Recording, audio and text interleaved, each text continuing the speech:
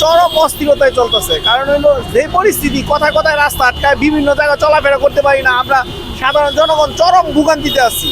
6 ঘন্টা জানি না ভাই, আমরা যাচ্ছি দেখি রাস্তা বন্ধ, দাঁড়ায় পড়ছি ভাই। কি বলবো, এটা রাস্তা আটকে আন্দোলন হয় ভাই, বলেন। আমরা তো বর্তমানে 1.5 ঘন্টার মতন জামে আটকে রয়েছি। মোবাইল ব্যবসায়ীরা আন্দোলন করতেছে, এখন যদি আমাদেরকে পথ আটকে তারা তো আন্দোলন করলে হবে না, আমাদের তো যেতে হবে, আমাদের গন্তব্য যেতে হবে না ভাই। আমি তো এই মনে করেন 2 ঘন্টা। কয় ঘন্টা মানে কেন আটকে আছেন এটা যদি বলতেন আসলে। আন্দোলন করতেছে লোকজন। কারা করতেছে? এই মোবাইল ব্যবসায়ীরা বোধ হয়। তা আপনার কিছু মনে কোনো প্রতিক্রিয়া আছে কি যে আসলে কেন আন্দোলন মানুষের আসলে কি বলবো, যে সমস্যা তৈরি হয়েছে, যে কারণে হয়তো তারা আন্দোলনটা করতেছে।